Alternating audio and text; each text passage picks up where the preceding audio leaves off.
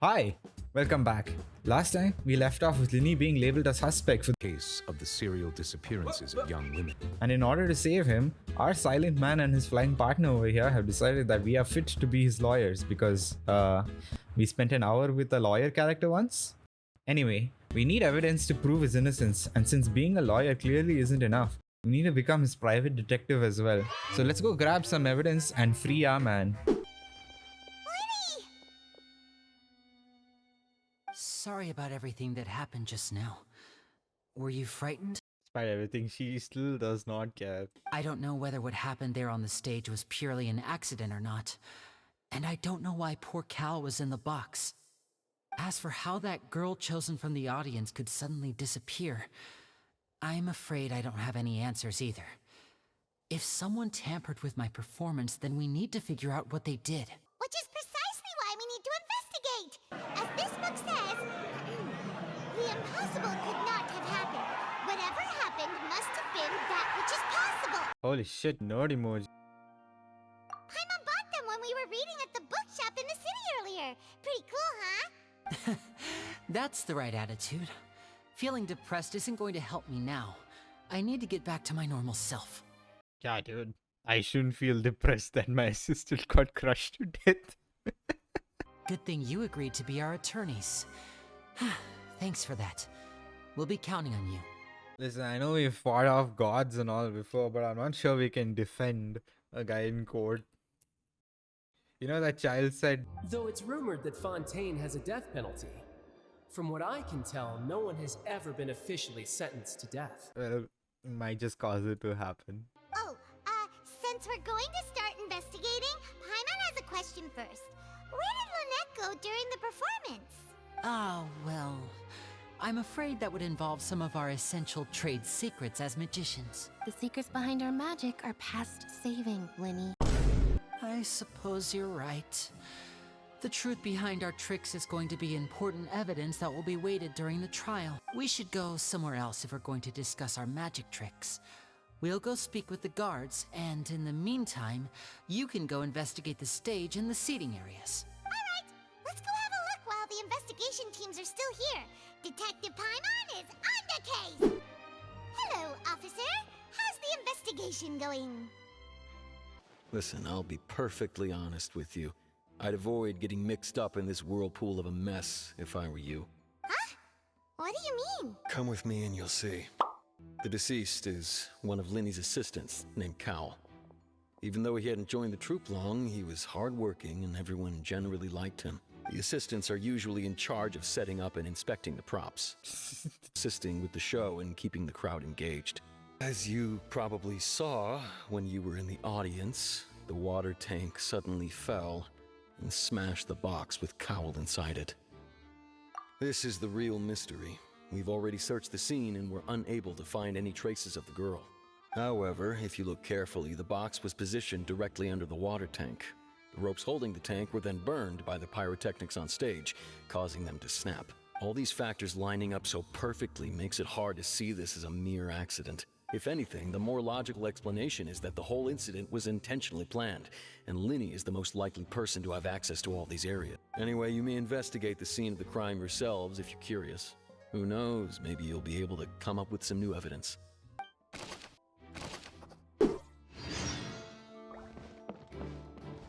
Don't you Ellen, the water peanuts.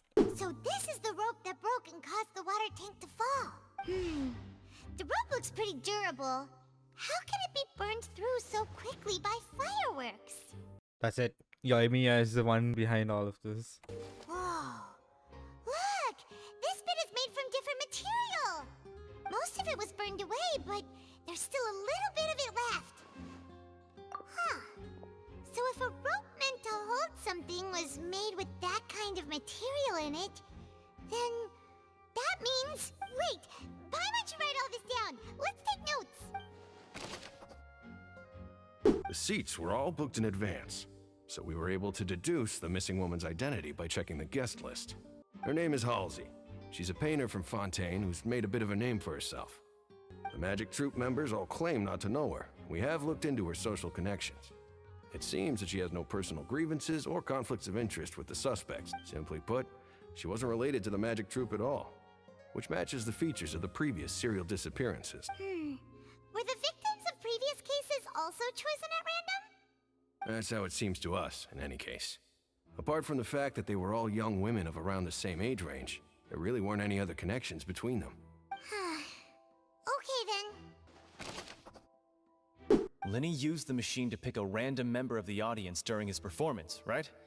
The lucky girl that later disappeared. Well, we thought there might be a serious problem with the machine, so we had it taken away for further inspection. It turns out that the seat number it picked wasn't random at all. The machine picks that same number every time. I'm sure you already know that you have to make a reservation in advance to get a seat, regardless of whether it's a trial or some performance. In other words, Lenny knew who would be sitting where from the very beginning. Even though it's bad for Lenny's case, Paimon had better write it down. Then why don't I tell you my hypothesis first? The way I see it. And I'll start it with that loud thud. The thud? Oh, you mean the sound that happened during the countdown? Yes, exactly. It wasn't terribly loud, but I suspect that most people heard it. I'm of the opinion that it may have been the sound of Lenny's accomplice. Lynette, perhaps.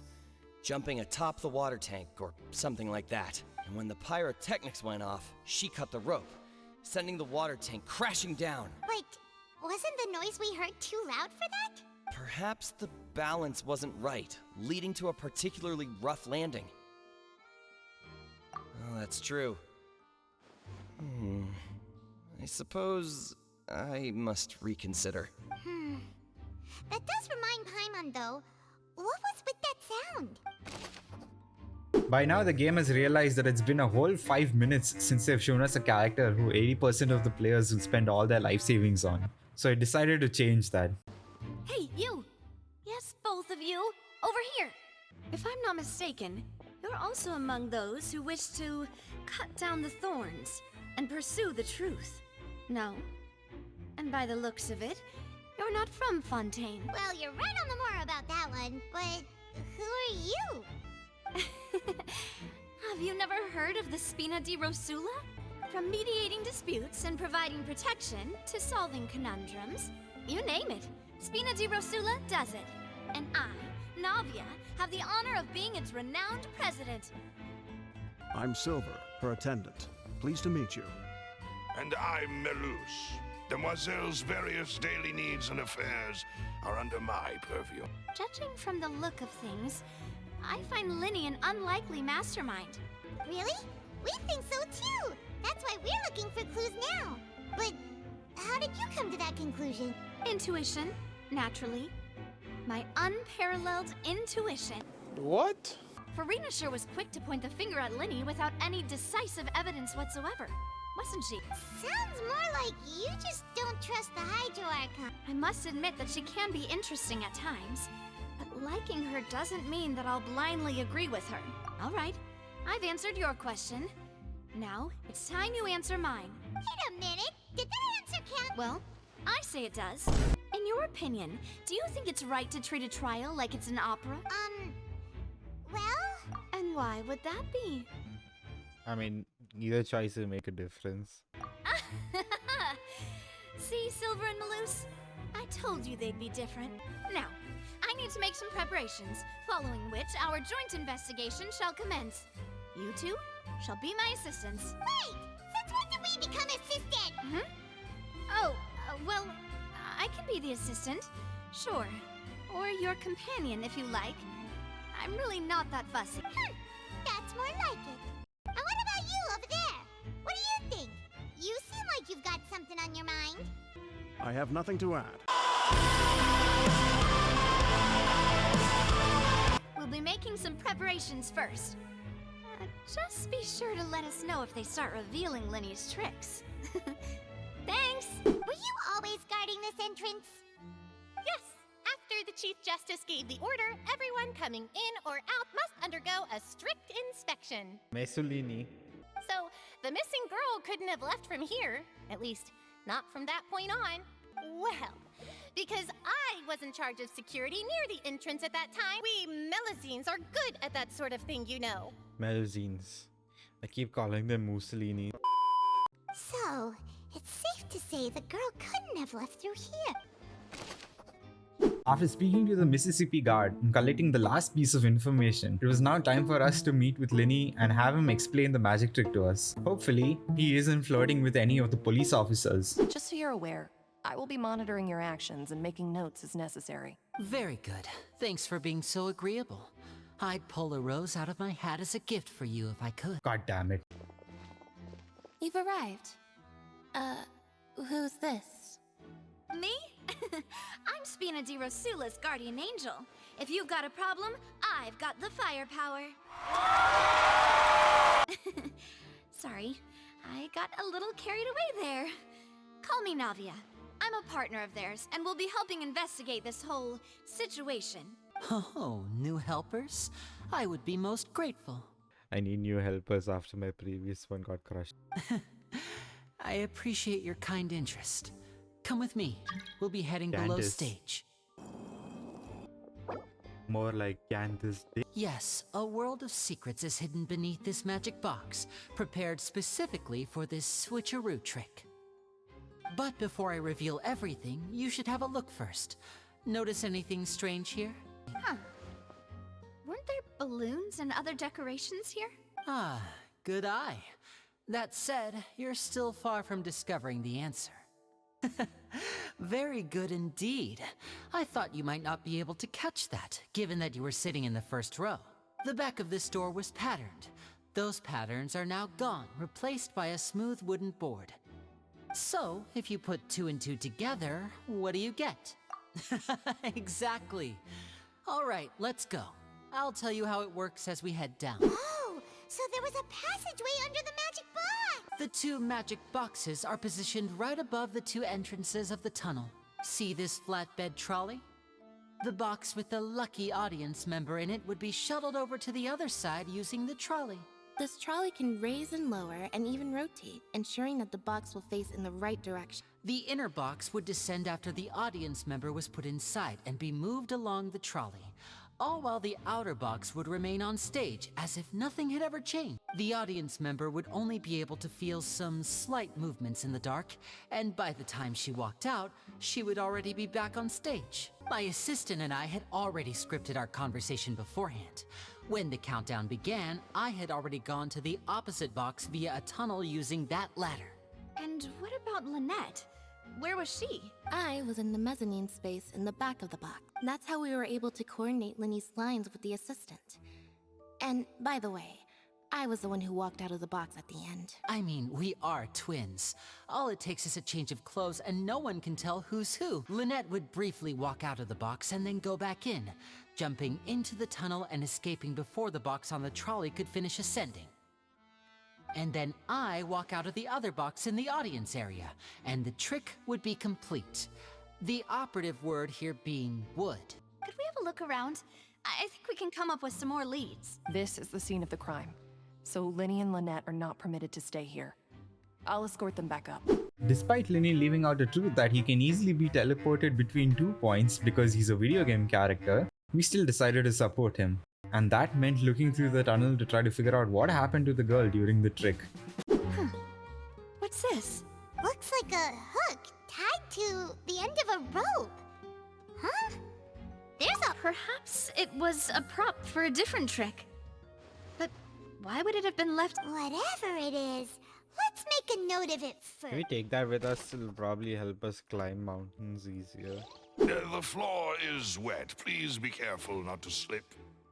Speaking of which, why would there be water here? Oh, Paimon knows! It's one of those tricks where and here's a broken vase. That can't be. The trolley moves along tracks from start to finish. It couldn't have hit the vase at this distance. Let's note this down too and think about it later. Oh, these are the clothes that the lady chosen from the audience was wearing, right? Her clothes are here, but she's nowhere to be found. Right. And do you really need to do that if you're kidnapping them? Whence? Among us? Could this have been the suspect's escape route? Alone, perhaps.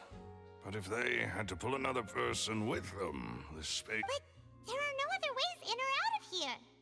Oh, you're right! Let Paimon write that down. Seems we're just about done investigating down here. Let's find a place to sort out our findings once Malus returns. Apologies for the wait, demoiselle. So, what did the guards say? Did the criminal escape through the vent? They believe the odds of that are very low, since the vent leads to the Opera House's basement. The guards have checked the area carefully. No one left through the basement during the performance or after the incident, and no one was found hiding there. No wonder Farina was so confident in her accusation. All the current evidence points toward Linny and Lynette. In other words, the charges are very likely to be upheld unless we make some considerable progress. Charges and then trial.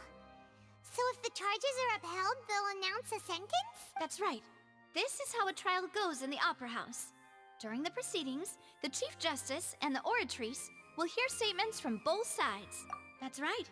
This is how indemnitium is produced. The statements from both sides, the defenses from attorneys, witness testimonies, and even the audience's emotions will all be projected on the Oratrice. To put it simply, it's as if the Oratrice has its own will, and is a judge in its own right. This also precludes any kind of favoritism on the part of the Chief Justice. And not that this has ever happened anyway.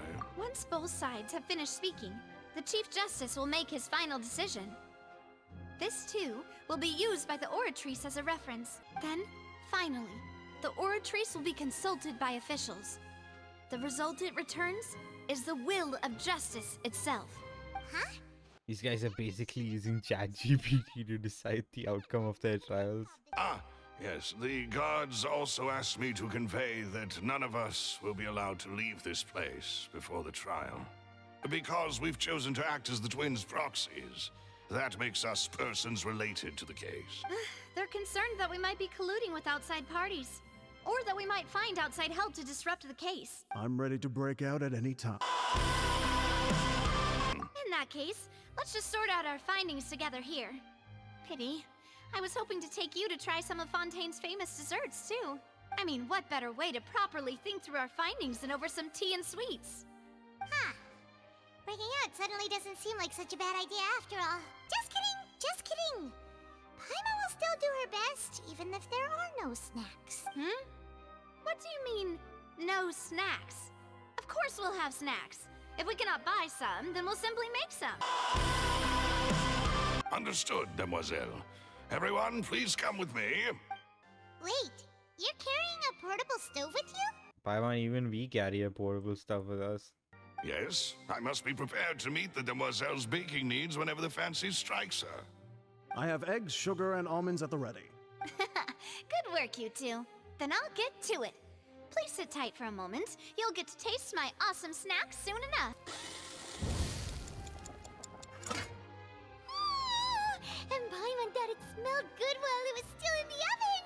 Oh, it's even better now. From the way you had these two guys carrying all that stuff around, Paimon thought you'd have them do more during the baking process. But you ended up doing the entire thing by yourself. Beating the egg whites, grinding almonds, everything. I was applauding. And I was giving encouraging smiles. All right, then. Down to business. As Paimon mentioned previously, the tunnel seems to be something of a secret chamber. The magician twins could have committed the crimes, of course, but they lack any logical motive. Also, Lynette doesn't seem the least bit interested in doing anything, let alone a crime. The flower vase and the thud we heard during the performance could indicate some altercation between Halsey and the criminal in the tunnel, resulting in the shattering of the vase, the discarding of her clothes, and her abduction. Perhaps the criminal thought that since she was chosen from the crowd, she would be too easy to identify if she was still wearing the same clothes. Paimon thinks that makes sense, but the real trouble is... True. None of the clues we found thus far support the existence of this third person, but the only people left to consider are both technically victims, whether it's the missing girl, Halsey, or poor Cowl. From the sound of things, this is turning into an impossible case. Your macarons are amazing though, Navia. They smell great! They're nice and crisp and super super sweet. They are my specialty after all. The specialty. And I see you've already had 5 of them. What? 5? Oh, that can't be right. Paimon only counted 3, honest. Well, I suppose one of us might have gotten too engrossed in our chat and eaten them by mistake. No big deal. Malus, set up the stove again if you would. Huh? What are you doing? Making sure everyone gets 3 macarons, of course.